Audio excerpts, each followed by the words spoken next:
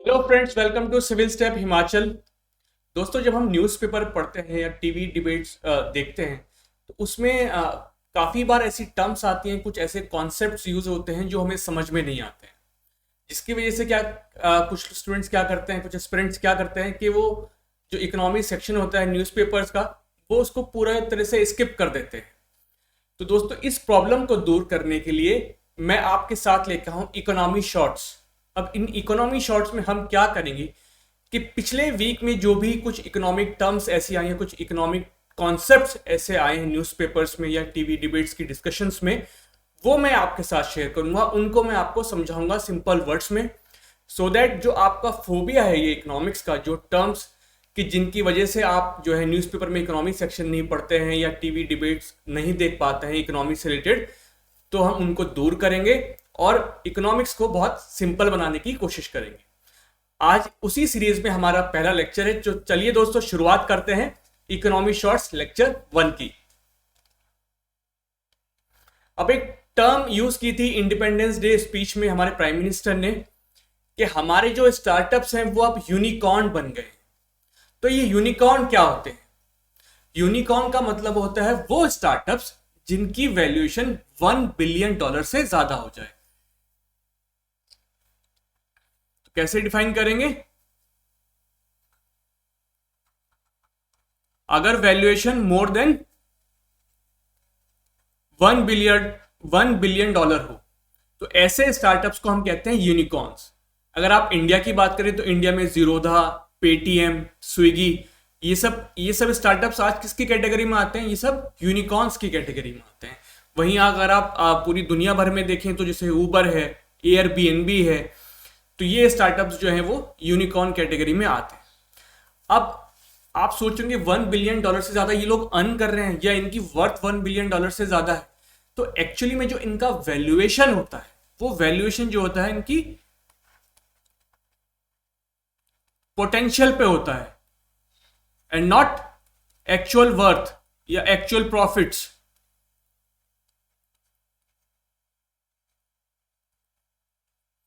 जो venture capitalist funds होते हैं, वेंचर कैपिटलिस्ट फंड्स का मतलब क्या? जो इनिशियल स्टेजेस में स्टार्टअप्स में पैसा लगाते हैं, वो ग्रुप्स या वो ऑर्गेनाइजेशंस जो इनिशियल स्टेजेस में किसी स्टार्टअप की पैसा लगाते हैं, उनको हम कहते हैं वेंचर कैपिटल फंड्स।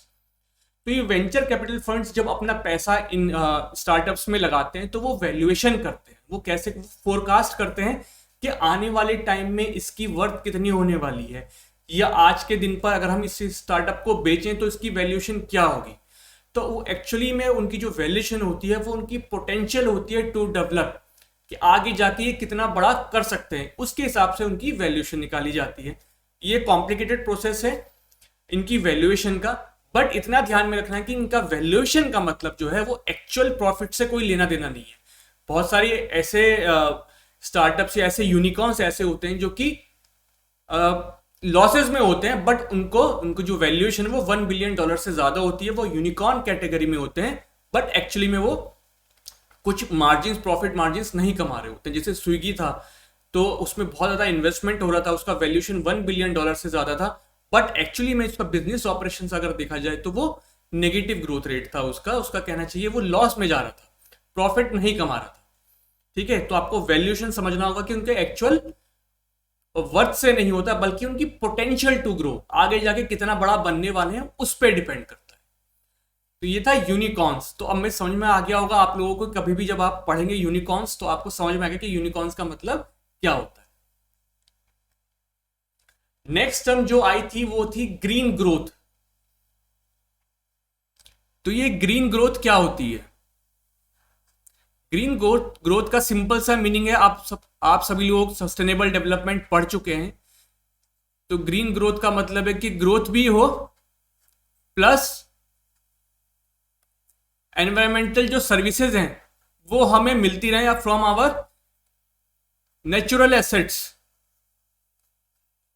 जैसे जो पेड़ हैं वो हमें साफ हवा देते रहे, जो झरने हैं वहां से हमें पानी मिलता रहे। तो हमें ऐसी ग्रोथ करनी है कि जहां पर हम इकोनॉमिक ग्रोथ भी कर पाए, इकोनॉमिक डेवलपमेंट भी हो पाए, लेकिन साथ में जो हमारे नेचुरल एसेट्स हैं, जो नेचुरल रिसोर्सेज हैं, हम उनको बर्बाद ना करें। है ना, जो वो सर्विसेज देते हैं वो सर्विसेज वो प्रोवाइड करते रहे हमें भी और फ्यूचर जनरेशन्स को भी। तो ऐसी अगर ग्रोथ हम करते हैं तो उसको हम कहेंगे ग्रीन ग्रोथ। अब ग्रीन ग्रोथ की नेसेसिटी क्यों है, ये कॉन्सेप्ट क्यों आया है?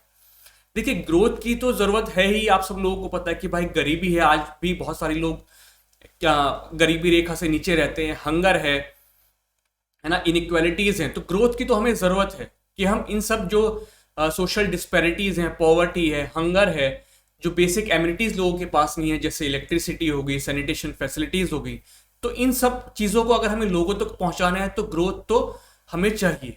बट वो ग्रीन क्यों होनी चाहिए? क्योंकि जो जब से इंडस्ट्रियल रिवोल्यूशन शुरू हुआ है, इंडस्ट्रियलाइजेशन शुरू हुआ है, तब से हम देख रहे हैं कि हमने जो कार्बन डाइऑक्साइड एमिशन है वो बहुत ज्यादा बढ़ गया है, जिसकी वजह से आप देखेंगे ग्लोबल वार्मिंग हो रही है ना, क्लाइमेट चेंज इवेंट्स आप खुद विटनेस कर रहे हैं कि बारिश जो है वो मानसून में आजकल कम, इंडिया में अगर देखें तो पता चला उससे पहले ज्यादा होती है, उसके बाद में ज्यादा होती है। कुछ एरियाज जो पहले सूखे रहते थे, ड्राई रहते थे, राजस्थान के, वहां भी इतनी बारिश हो रही है।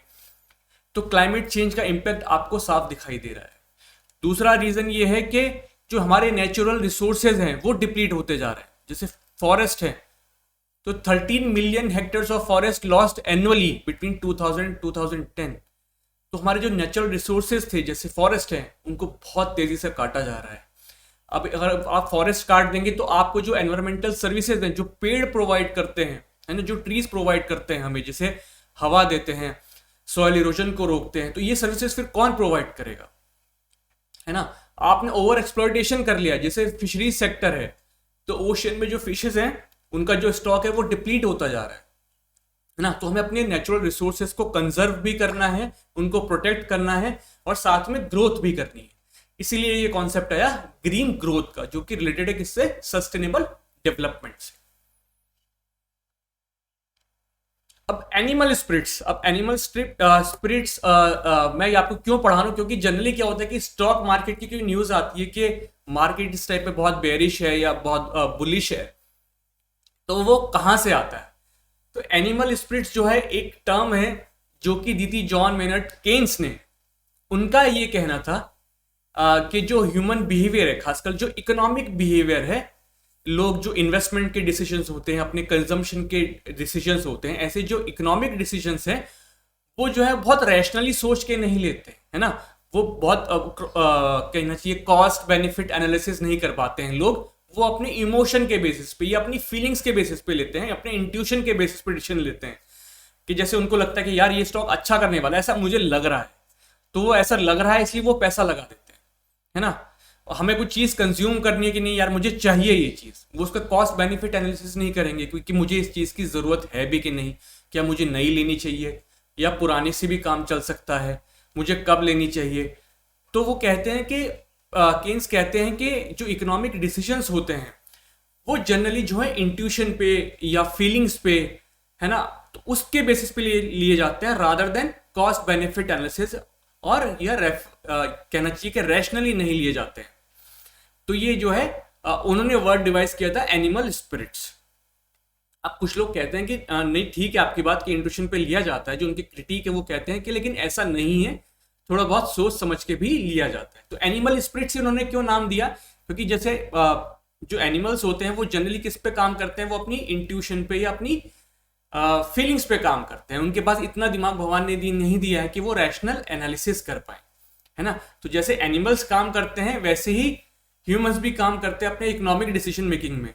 तो इसलिए उन्होंने कहा कि इसको हमें कहना चाहिए कि एनिमल स्पिरिट्स होता है इकोनॉमिक डिसीजन मेकिंग पे। अब उसी के हिसाब से जो है स्टॉक मार्केट में बेरिश और बुलिश कहा जाता है। दो टर्मिनोलॉजीज यूज होती हैं। तो बुलिश का मतलब क्या होता है? बुलिश का मतलब होता है कि जब मार्केट जो है वो अच्छा जा रहा हो, वो अच्छा परफॉर्म कर रहा हो, वो ऊपर की तरफ जा रहा हो। तो जब मार्केट अच्छा परफॉर्म करता है तो क्या होता है, जो आपकी सेंसेक्स निफ्टी जो कि बताते हैं कि मार्केट की कंडीशंस कैसी हैं, ये सब क्या होते हैं, ये सब ऊपर जा रहे होते हैं। जो कंपनीज के स्टॉक्स हैं उनका प्राइस क्या हो रहा होता है, वो बढ़ रहा होता है। और जब बेरिश होता है तो बेरिश में क्या होता है कि मार्केट जो है वो नीचे की तरफ आ रहे होते हैं, है ना। तो इकोनॉमी भी आपकी नीचे की तरफ जाती हुई दिखाई देती है जनरली, है ना। और इसमें स्टॉक मार्केट में क्या होगा कि वो भी सेंसेक्स निफ्टी सब नीचे की तरफ आएंगे। जो कंपनीज के स्टॉक प्राइसेस क्या होंगे वो भी नीचे की तरफ आ रहे होंगे। तो आप अब समझ गए डिफरेंस बेरिश और बुलिश का और एनिमल स्पिरिट्स का, जहां से इसका ओरिजिन हुआ है इन टर्म्स का। नेक्स्ट टर्म आती है एसेट मोनेटाइजेशन। बहुत इंपॉर्टेंट टर्म है, कभी भी आपके प्री में भी पूछी जा सकती है कि एसेट मोनेटाइजेशन क्या होता है। फाइनेंस मिनिस्टर ने अभी कुछ दिन पहले कहा था कि हम एसेट अपने मोनेटाइज करेंगे। तो एसेट मोनेटाइजेशन का मतलब ये कि एसेट्स का मतलब क्या है, खासकर पब्लिक एसेट्स। पब्लिक एसेट्स या एसेट्स का मतलब वो होता है कि ऐसे सब हमारे इन्वेस्टमेंट, ऐसा सब हमारा इकोनॉमिक आइटम्स जो कि हमारी प्रोडक्टिव कैपेसिटी को एनहेंस करते हैं, जिससे हमें कुछ रिटर्न आ सकता है, कुछ इकोनॉमिक बेनिफिट हो सकता है, तो उनको हम कहते हैं एसेट्स। अब एसेट्स मोनेटाइजेशन को समझने से पहले आप ये समझ लीजिए कि अंडर यूटिलाइजेशन या सब ऑप्टिमल यूटिलाइजेशन क्या होता है एसेट्स का। अब सपोज कीजिए कि जैसे आप लोग हिमाचल बेस्ड हैं, बट सपोज कीजिए कि आपका एक घर दिल्ली में है, ठीक है। आपके एक गेस्ट आए आपके घर पर, वो कहते हैं यार भाई तूने क्या कर रखा है जो अब तेरा दिल्ली वाला घर है। आप कहेंगे नहीं कुछ नहीं कर रखा है, वो तो रेंट पे भी नहीं दिया हुआ है, वो खाली पड़ा है, वहां कोई नहीं रहता है। तो कहेंगे यार तू तो बिल्कुल जो है वेस्ट कर रखा है तूने अपने एक एसेट को। अगर तू उस पर रेंट पे दे तो तेरे पास इतना महीने का पैसा आ सकता है, 25,000 रुपये तेरे पास आ सकते हैं, या तू उसको बेच दे आज, तो वहां तुझे हिमाचल में ऐसे 2 घर मिल जाएंगे। तो ये क्या हुआ, ये अंडर यूटिलाइजेशन हुआ, ये सब ऑप्टिमल यूटिलाइजेशन हुआ आपके एसेट का, कि जितना उसका पोटेंशियल था, जितना वो रिटर्न आपको दे सकता था, उतना आप नहीं ले रहे हैं या आपको उतना नहीं मिल पा रहा है। तो ये सब ऑप्टिमल यूटिलाइजेशन, इसको दूर कैसे करेंगे सब ऑप्टिमल यूटिलाइजेशन को? By asset monetization.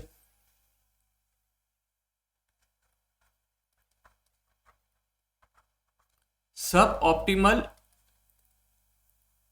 यूटिलाइजेशन को दूर करने का तरीका है एसेट मोनेटाइजेशन, है ना। तो क्या करेंगे आप? Asset monetization. एसेट मोनेटाइजेशन का मतलब क्या हुआ? एसेट मोनेटाइजेशन का मतलब हुआ कि आप ऐसा कोई तरीका अपनाएंगे जिससे आपके पास एक रिवेन्यू सोर्स जो है वो जनरेट हो जाए, है ना, आपके पास रिवेन्यू आए आप उस एसेट से। तो उसके लिए क्या कर सकते हैं आप? उस एसेट को बेच भी सकते हैं और पैसा कहीं और इन्वेस्ट कर दीजिए। आप क्या कर सकते हैं? उस एसेट को रेंट पर दे सकते हैं, लीज पर दे सकते हैं, है ना। मान लीजिए आप अपने घर को रेंट पर देते तो आपके पास पैसा आ जाएगा, या आप कोई लॉन्ग टर्म लीज पर दे दें उसको कि भाई इतने पैसों में इतने साल तक आप लोग रहते रहिए, तो लीज पर दे सकते हैं, रेंट पर दे सकते हैं, या बेचकर उसको कहीं और इन्वेस्ट कर सकते हैं। तो एसेट मोनेटाइजेशन से क्या होगा कि आपके पास एक सोर्स ऑफ रेवेन्यू होगा उस एसेट से जो कि अभी तक अंडर यूटिलाइज थे। तो गवर्नमेंट क्या तरीका का अपना रही है? जो अपने उसके एसेट्स हैं, मान लीजिए उसने रोड्स बनाई हैं कुछ, मान लीजिए ऐसे और पब्लिक एयरपोर्ट्स क्रिएट किए हैं, तो उनको वो क्या कर सकती है? वो जो अंडर यूटिलाइज है, या रेलवे से किनारे हमेशा, रेलवे लाइन के किनारे हमेशा जो है वो सरकार की ही जमीन होती है जो कि आज कुछ अंडर यूटिलाइज है, तो उनका क्या कर सकते हैं? तो रेलवेज ने कहा था कि हम जो है वहां पर जो है कुछ कमर्शियल इंफ्रास्ट्रक्चर के लिए अपनी जमीन जो है वो लीज पर देंगे, तो वहां से उसको रेंट आएगा। या जैसे एयरपोर्ट्स हैं, अभी अदानी को जो है वो मुंबई एयरपोर्ट मिला है ना, तो वो सरकार ने क्या किया है? वो कॉन्ट्रैक्ट किया है कि आप उसको मेंटेन करिए, उसके बदले में जो पैसा आएगा उससे हम शेयरिंग करेंगे, है ना। और जैसे सरकार जो है पीएसयूज में अपनी शेयर होल्डिंग कम कर रही है, उसमें अपने शेयर जो है वो बेच रही है। जो ऑलरेडी कंस्ट्रक्टेड रोड्स हैं जो एनएचआई ने बनाई है, उनको जो है प्राइवेट पार्टीज को दे रही है कि वो टोल कलेक्शन करें और फिर रेवेन्यू जो है दोनों में डिवाइडेड हो।